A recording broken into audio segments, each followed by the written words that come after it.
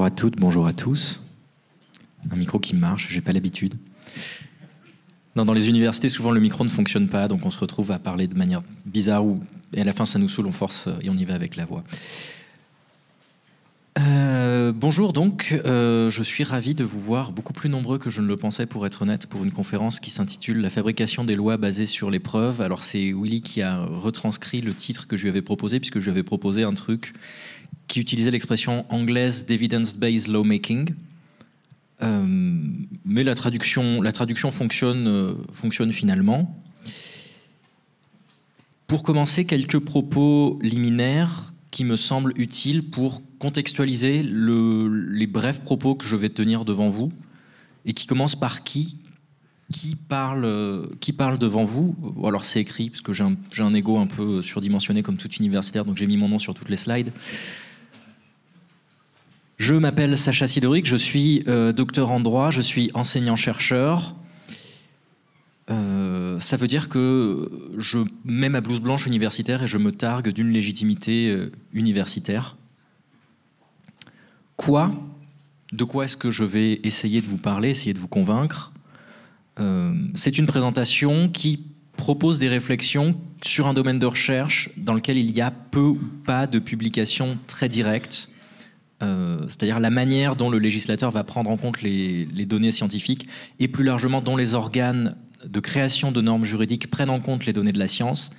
Il y a des écrits de juristes, mais il n'y en a pas beaucoup dans ce domaine.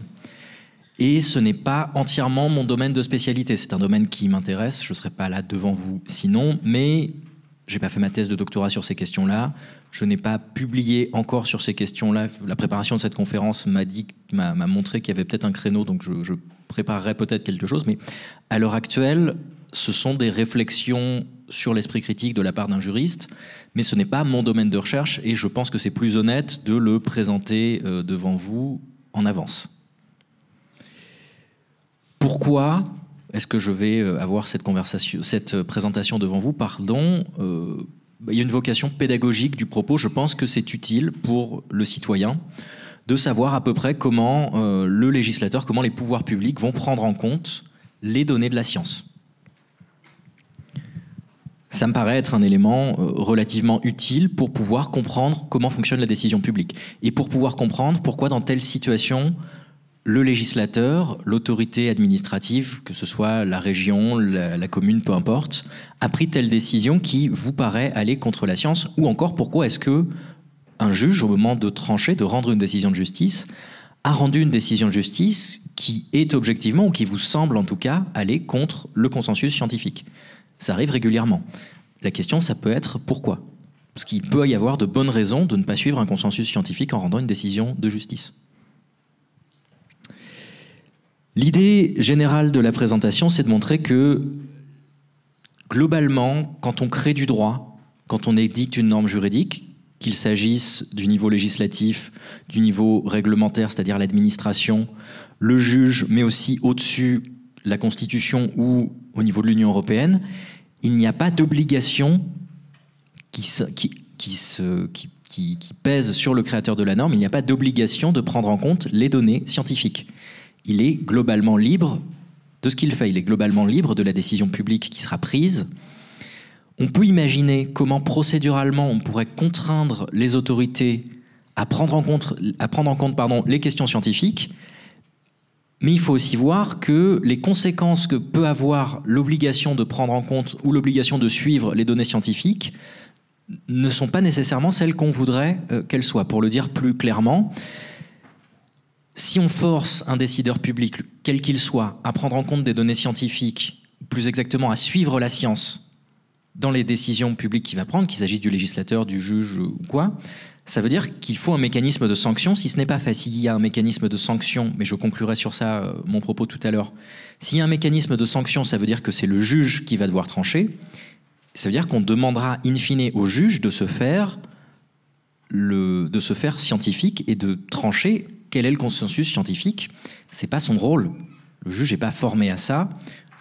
Quand il y a un vrai consensus très fort, il pourrait consulter les experts, mais les experts vont jamais tous dans le même sens.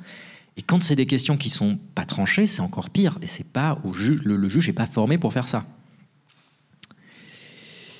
J'aimerais commencer d'abord par dire ou par montrer que le législateur, ça a souvent été un être pragmatique dans l'édiction des lois. Alors il y a eu quelques petites parenthèses que j'évoquerai normalement à la fin, mais dans le droit civil que vous connaissez toutes et tous en réalité parce que tout le monde va hériter à un moment où tout le monde a des parents ou quoi, il n'y a pas de question de prise en compte du retour à la vie. Le législateur, et depuis le droit romain, quand on prévoit la succession, on ne se dit pas, tiens, qu'est-ce qui se passe si jamais y a un truc surnaturel et que la personne revient d'entre les morts ? Sous forme de zombie, sous forme de vampire, j'en sais rien. Highlander, par exemple, peu importe. La question ne se pose pas. En droit, quand on meurt, on meurt. Et il n'y a personne il n'y a jamais eu de problème de quelqu'un qui aurait été mort au sens, il y a eu un enterrement et tout, et qui reviendrait parmi les morts. C'est pas spécifiquement pris en compte. Ça peut arriver qu'il y ait des disparitions et des gens qui reviennent, et là, il y a des dispositions spécifiques, mais c'est des trucs extrêmement minoritairement mis en place. Niveau surnaturel, on n'utilise pas les médiums pour éclaircir un testament ou pour résoudre un meurtre. Et des médiums, il y en a toujours eu. Des gens qui prétendent avoir des connexions avec l'au-delà, il y en a toujours eu. Pourtant, on n'a jamais utilisé un médium pour savoir effectivement ce que mamie Bernadette, no offense s'il y a des Bernadette dans la salle, voulait dire dans son testament. Jamais on a appelé un médium. Et jamais le droit n'a pris en compte cette possibilité-là. Bon, à côté, on a eu la chasse aux sorcières qui était légèrement pas trop basée sur des données scientifiques pragmatiques. Ce qui veut dire que le législateur, ou en tout cas le créateur de normes juridiques, n'est pas toujours immunisé contre des choses qui sont fausses et qui reviennent de la croyance. Après, la chasse aux sorcières, depuis globalement la fin du XVIIIe siècle, ça va, on a arrêté. Alors le plan de l'intervention, rapidement, ça casse ma numérotation, c'est pas bien. Bon, j'aurais dû ouvrir le PDF, tant pis. Il ne me reste pas beaucoup de temps en plus, je perds du temps. La prise en compte d'abord de la science dans l'élaboration de la loi, je vais utiliser loi dans un sens très large. Loi, c'est pas la loi votée par le législateur, c'est toute norme juridique. Donc j'ouvre pas plus que ça. Je vais dans un deuxième temps essayer de montrer comment est-ce que les connaissances scientifiques peuvent être prises en compte dans la création des normes juridiques, non pas sur le fond, mais pour exposer la personne qui va délibérer, la personne qui va, là où les personnes évidemment, qui vont édicter la norme, par exemple le législateur, les membres du Parlement, comment est-ce qu'on peut les exposer aux connaissances scientifiques de manière procédurale et comment est-ce qu'on pourrait contrôler à ce niveau-là le fait qu'ils aient bien été exposés aux questions scientifiques. Et c'est juste une question procédurale, peu importe le sens dans lequel ils tranchent. Et enfin, j'évoquerai pour conclure, si j'ai le temps, mais je pense que je réussirai à l'avoir, les risques qu'il y aurait à contraindre un juge à vérifier le fait que le législateur, au sens large, édicte des normes qui suivent le consensus scientifique. Parce que si on pose cette obligation, ça veut dire qu'on fait peser sur le juge le rôle de trancher ce qu'est le consensus scientifique. Ça arrive que le juge le fasse, mais ce n'est pas son rôle premier et il n'a pas la capacité de le faire, il n'est pas formé à ça. Imaginez qu'on ait eu ça au moment de la chloroquine, ça aurait posé pas mal de problèmes. Premier point, la prise en compte de la science dans l'élaboration de la loi. Je rappelle d'abord qu'il y a différents niveaux de création normatif. J'ai deux fois la même slide. Non, tout va bien. Le niveau constitutionnel que je vais très peu évoquer ici, le niveau européen, le niveau législatif, le niveau réglementaire, c'est-à-dire les actes administratifs, et le niveau juridictionnel, les décisions de justice. À tous ces niveaux, qui sont des normes de nature différente, le juge, c'est une norme spécifique, c'est une norme pour trancher un litige, les autres, ce sont des règles très générales. À tous ces niveaux, il peut y avoir une question de prise en compte de la science. Concernant le législateur, il y a une absence générale de prendre en compte les données scientifiques. Le législateur, il n'y a aucune règle juridique particulière qui lui impose de prendre une règle juridique, de voter une loi qui suivrait le consensus scientifique. En général, sur les sujets purement scientifiques, sur la question de l'interdiction des pesticides, sur les questions médicales, il va prendre une consultation, évidemment, mais il n'y a rien qui le force à le faire. le législateur peut faire à peu près ce qu'il veut. Il pourrait interdire un pesticide pas nocif, ou il pourrait autoriser un pesticide nocif. Dans l'absolu, alors nocif, toute proportion gardée, hein, évidemment, du napalm, ça passerait probablement pas pour des raisons... C'est très bien le napalm, ça nique un peu le reste des cultures, on va pas se mentir, mais ça fonctionne sinon. L'agent orange, ça pourrait fonctionner. Là, ça marcherait pas pour des questions de liberté fondamentale, en réalité d'atteinte à la vie. Mais au-delà de ça, où les connaissances sont absolument certaines et où l'autorisation porterait atteinte directe à la vie humaine, dans le reste des cas, tant qu'il n'y a pas un gros consensus scientifique, il n'y a rien qui l'oblige. Alors, il y a une première prise en compte par ce qu'on appelle les études d'impact. Quand le gouvernement dépose un projet de loi, il est obligé depuis 2008, il est obligé de fournir une étude d'impact qui, normalement, va prendre en compte ces éléments scientifiques et va exposer le législateur à une partie des connaissances scientifiques, mais qui iront dans le sens du gouvernement. Il y a une prise en compte aussi indirecte par les parlementaires, donc vraiment au niveau de l'Assemblée nationale et du Sénat, puisqu'il y a des commissions parlementaires qui vont auditionner des gens, des spécialistes de différentes matières, et notamment Didier Raoult a été plusieurs fois auditionné à l'Assemblée nationale avant le Covid, mais il a plusieurs fois été auditionné sur des questions d'épidémiologie, sur des questions médicales. Et ça permet aux parlementaires d'avoir plusieurs sons de cloche issus de scientifiques. Cela étant, ces auditions, c'est pas au moment où une loi est votée, c'est des auditions dans le travail normal parlementaire, quand il y a une commission qui va s'intéresser à une question particulière. Les parlementaires vont pouvoir auditionner des personnes, mais c'est pas spécialement au moment de débattre d'une loi en particulier. C'est en amont ou en aval. Il y a une petite exception en matière environnementale. Je préfère parler du fond. En matière environnementale, il y a quand même une petite exception où il y a une obligation, notamment de suivre un principe de précaution. Mais c'est uniquement en matière environnementale. C'est un domaine très particulier. Et de même, il y a l'obligation de promotion du développement durable, ce qui implique normalement pour le législateur le fait de respecter un minimum de consensus scientifique, mais encore une fois uniquement dans ce domaine environnemental. Et on a une conception stricte de l'environnement, ça n'inclut pas la santé. Et le contrôle fait par le Conseil constitutionnel est très très mineur. Le Conseil constitutionnel, il n'est pas juriste de manière globale déjà, et il est encore moins environnementaliste. Donc c'est un contrôle de l'erreur manifeste d'appréciation. Il y a une prise en compte aussi au moment de l'évaluation des politiques publiques. Dans la Constitution, un des rôles fondamentaux du Parlement, c'est d'évaluer les politiques publiques. C'est un rôle qu'on oublie souvent, c'est un rôle chiant, c'est un rôle technique. C'est pas très médiatique, il ne s'étripe pas devant les caméras de France 3, mais c'est un rôle très important.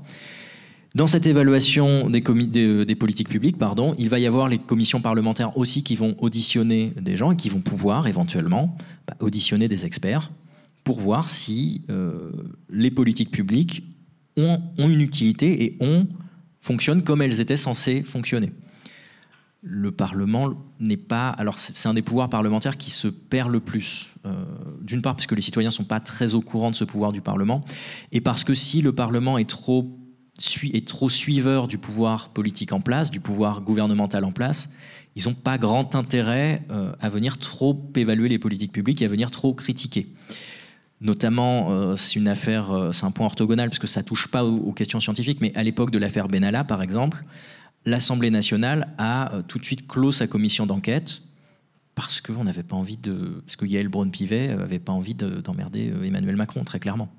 Le Sénat, qui était d'une couleur politique proche, mais qui n'était pas macroniste, a continué sa commission d'enquête. Mais encore une fois, il y a une absence d'obligation de prise en compte de ces éléments au moment où la loi va être adoptée. Quelques exemples. Au niveau européen, l'interdiction des néonicotinoïdes, ça résulte des connaissances scientifiques telles que le Parlement européen a pu les comprendre. Je ne suis pas spécialiste de biochimie, donc je ne sais pas si le Parlement européen les a bien pris en compte. Je serais absolument incapable d'évaluer la politique européenne à ce niveau-là. Pour autant, ça s'appuie sur des données qui se veulent issues des données scientifiques. En France, au niveau législatif, on a la question des vaccinations et des 24 vaccins qui sont désormais obligatoires pour les enfants, évidemment. Le fait que cette vaccination soit rendue obligatoire, ça résulte des connaissances scientifiques qu'on a, notamment de la propagation de l'hépatite B et de l'efficacité du vaccin contre l'hépatite B.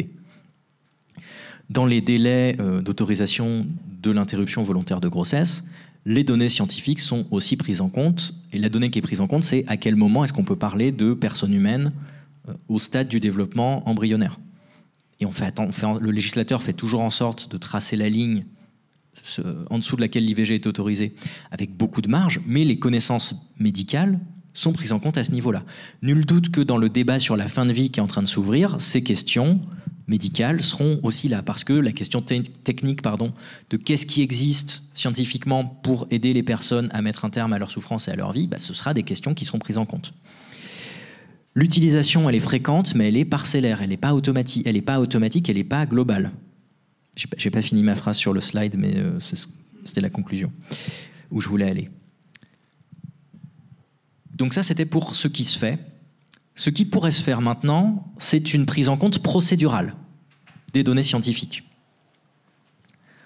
Procédurale, c'est quoi? C'est au moment de la procédure, comme son nom l'indique, c'est-à-dire ne pas exiger que le créateur de la norme juridique s'intéresse au fond de ce que dit la science, mais vérifie que la personne qui prend la décision, la personne qui crée la norme, a bien été exposée aux connaissances scientifiques. Et c'est un truc qui existe déjà pas mal au niveau réglementaire, dans certains cas. On a la Haute Autorité de Santé, il y avait le Conseil scientifique Covid, à l'époque de la crise Covid, qui s'est transformé, l'ANSES, je ne les ai pas toutes listées parce qu'il y en a énormément. Par contre, leurs avis ne sont pas obligatoirement suivis dans tous les cas. Plus exactement, il n'est pas obligatoire de suivre leur avis dans tous les cas. Pour la HAS, par exemple, la Haute Autorité de Santé, quand il s'agit de mettre sur le marché un médicament, oui, son avis doit être automatiquement suivi, puisque c'est lui qui autorise ou non la mise sur le marché d'un médicament. Par contre, le Conseil scientifique Covid, il n'y a aucune obligation de suivre ses avis. Enfin, à l'époque, il n'y avait aucune obligation de suivre ses avis.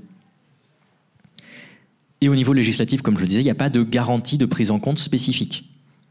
On a les études d'impact dans les projets de loi, on a les auditions, mais si les études d'impact sont obligatoires pour les lois qui émanent du gouvernement, c'est pas obligatoire quand ça émane des parlementaires eux-mêmes.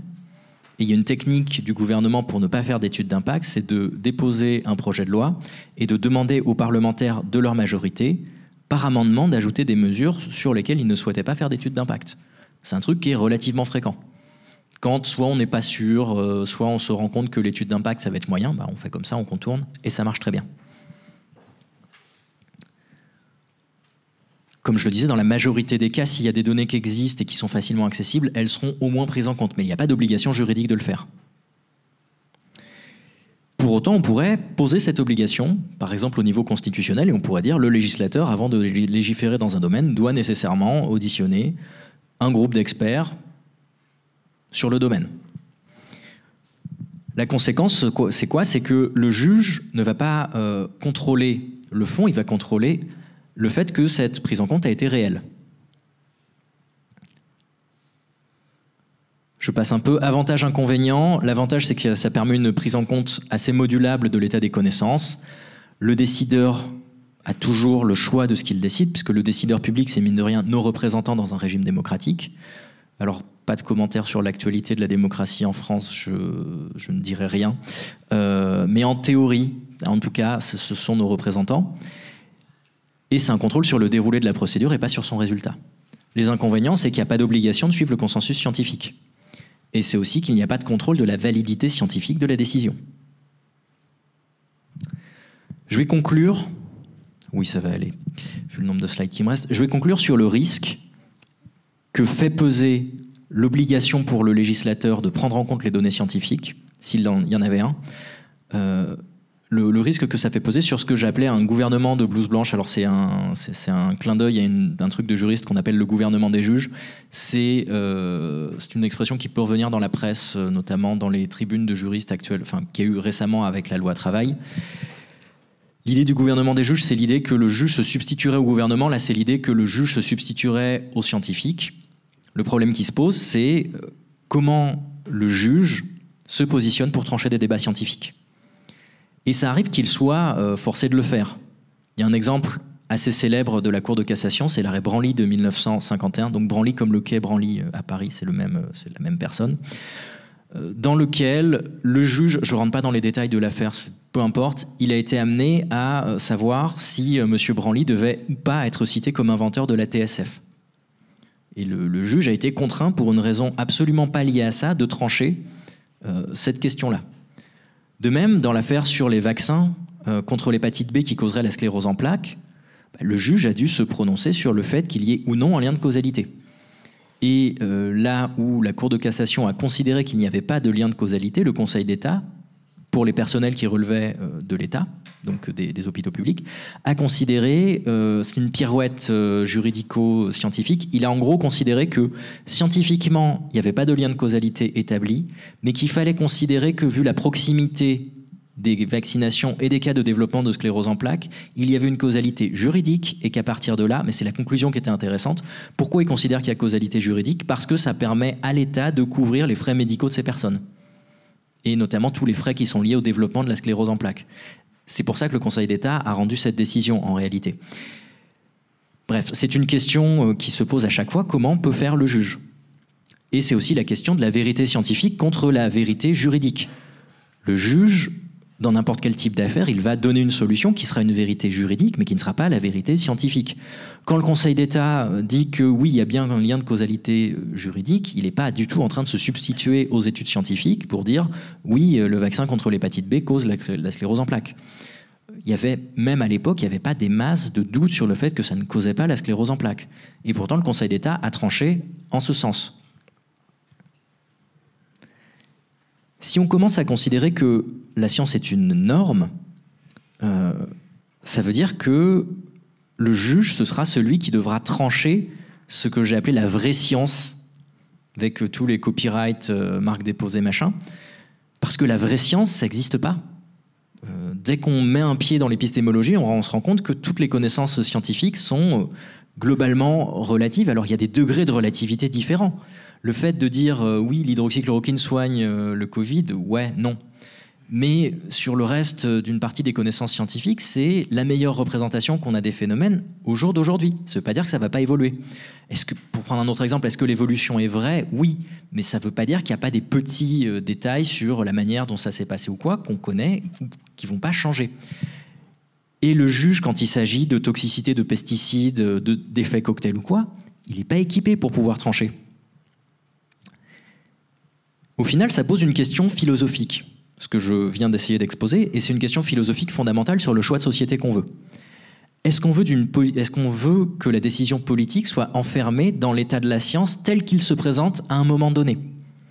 C'était un point qu'il aurait fallu à la fin, pas une virgule. Est-ce qu'on veut que le politique garde un pouvoir de décision par rapport à des connaissances scientifiques, qui sont toujours relatives, qui sont jamais totales? Et pour prendre un exemple, l'exemple de la prostitution. Vous allez me dire, c'est pas une question scientifique. Et pourtant, si on veut interdire la prostitution, qui est un choix politique, on peut avoir des données scientifiques, sociologiques, sur déjà, est-ce que l'interdiction est efficace? Et si on veut à terme l'interdire, quels sont les mécanismes les plus efficaces? Ce seront des éléments de connaissance qui seront issus des sciences sociales majoritairement. Évidemment, ce ne sera pas de la physique ou de la chimie, mais ce sont des connaissances scientifiques quand même. Est-ce qu'on veut s'enfermer dans le fait que le législateur soit obligé de se fonder sur ça, ou est-ce qu'on veut laisser aux législateurs, à nos représentants, à notre démocratie, le fait d'avoir le dernier mot? Et c'est une question philosophique, il n'y a pas de vraie réponse, où il n'y a pas de... Chacun fait son choix, mais il faut se rendre compte que si on oblige le législateur, si on oblige le créateur de la norme juridique à nécessairement suivre le consensus scientifique tel qu'il est représenté à un moment donné, on s'expose à des choses assez dangereuses. Sur le plan philosophie, sur le plan de la philosophie politique. Il y a un siècle, on considérait que la phrénologie, c'était une vraie science. On considérait qu'on pouvait faire du profilage ethnique et que ça fonctionnait. Je vous laisse à ces réflexions philosophiques et je vous remercie de votre attention.